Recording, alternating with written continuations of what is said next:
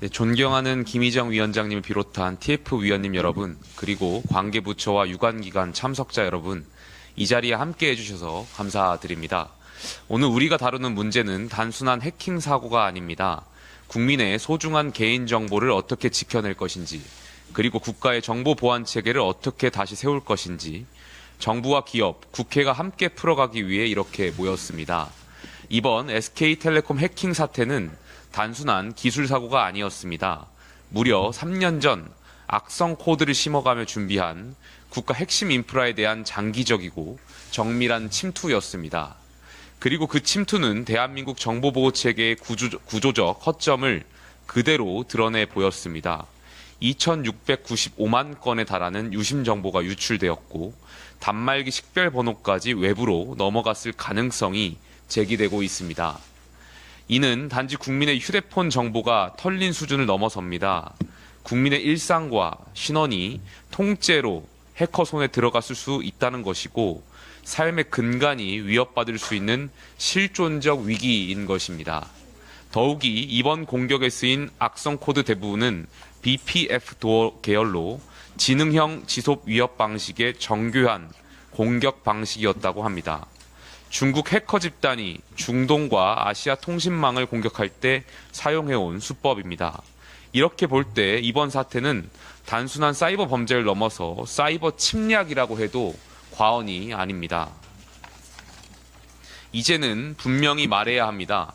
정보 보안은 기술이 아니라 국가의 존립을 좌우하는 핵심 기반입니다. 국민의 정보를 지키는 일은 국가의 존재 이유이기도 합니다. 이 문제를 어느 한 기업이나 기관의 책임으로 끝낼 수는 없습니다. 국가와 기업, 국회가 함께 해법을 만들고 제도를 고쳐야 합니다. 그런 점에서 오늘 회의는 단순한 상황 보고의 자리가 되어선 안 됩니다. 디지털 안전망을 어떻게 다시 설계할 것인지 정보 주권을 지켜내기 위한 실질적 논의의 시작점이 되어야 합니다. 정보가 줄줄 새는 나라에서 국민은 안심하고 살 수 없습니다. 그 불안을 멈추는 것이야말로 정치의 책임입니다. 무엇보다 정보 보호 체계를 전면 재설계하는 것이 시급합니다. 기업의 책임을 강화하는 것도 중요하지만 국가가 더 이상 뒤에서 지켜만 보지 않도록 제도를 바꿔야 합니다. 민간 인프라라 하더라도 국민의 소중한 정보가 연결된 이상 국가가 개입할 수 있어야 합니다. 우리 국민의힘은 오늘 논의된 내용을 바탕으로 정부, 기업, 유관기관과 함께 실효성 있는 방안을 마련하겠습니다. 국가의 감독 책임을 명확히 하고 국민 눈높이에 맞는 감시 대응 체계로 국민 신뢰를 회복하겠습니다. 디지털 안전망은 정치의 약속이자 국가의 최소한입니다. 오늘 회의가 그 약속을 지켜내는 첫걸음이 되기를 바라겠습니다. 감사합니다. 네, SK텔레콤 소비자 권익 및 개인정보 보호 TF 위원장님 말씀을 듣겠습니다. 네, 안녕하세요. 김희정입니다. 사실 SKT 관련된 일련의 일들은 사고가 아니라 잘 기획된, 계획된 사건입니다. 그래서 굉장히 신중하게 접근을 해야 된다는 말씀을 드립니다.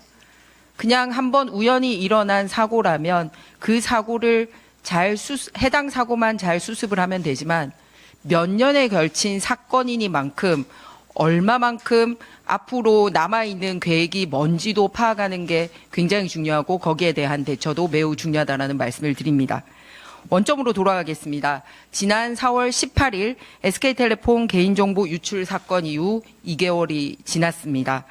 1등 통신사인 SK텔레콤의 늑장 대응과 미흡한 조치로 인해서 2,500만 명의 이용자들은 불안도 겪었고 불편도 겪었습니다.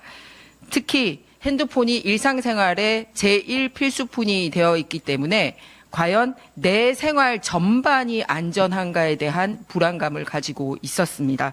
그래서 우리 국민의힘은 지난 4월에 이 일련의 문제가 생긴 이후에 바로 TF를 구성을 한 바가 있습니다. 그래서 사고 원인이라든지 피해 상황이라든지 대응 등을 점검하고 이용자 권익 보호를 위한 몇 가지 제안을 한 바가 있습니다. 그래서 그 부분에 대해서 말씀을 드릴게 오늘은 그때 우리 당이 요구해서 이루어진 몇 가지 조치들에 대해서 점검을 하고 남아있는 부분에 대해서 점검하는 자리가 바로 오늘의 회의입니다. 때 유심 보호 서비스 가입 여부와 상관없이 개인정보 유출에 따른 피해가 있을 시 SK텔레콤으로부터 100% 보상을 받겠다라는 답변을 이 회의를 통해서 받아낸 바가 있습니다. 그리고 통신 취약계층의 경우는 본인들의 서비스 신청과 상관없이 일괄 유심 보호 서비스를 가입하도록 조치를 요구했고 이것도 진행이 된 것으로 알고 있습니다.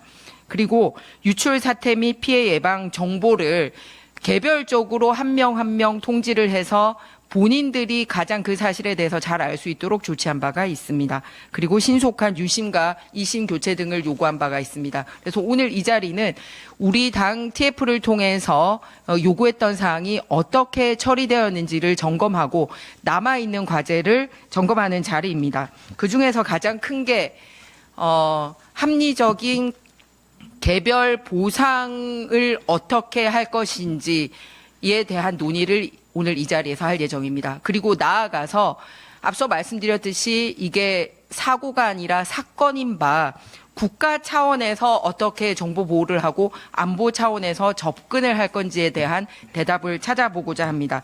여러분들도 기억하시겠지만 9.11 사태 이후에 미국이 그렇게 18개나 흩어져 있던 정보기관이 개별적으로 작동을 하고 알카에다의 공격 정보를 미리 알았음에도 불구하고 굉장히 인류의 남을 불행한 사건이 있었던 것을 우리는 목도한 바가 있습니다.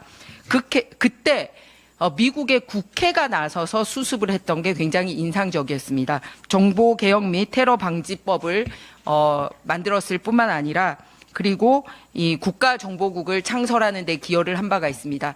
이런 역사적인 사례에 비추어서 우리가 SK텔레콤 이 문제와 관련된 개인 보상도 중요하지만 국회 차원에서 해야 될 일이 뭔지에 대한 답을 또 오늘 찾아가도록 하겠습니다. 그리고 관련 내용은 브리핑하도록 하겠습니다.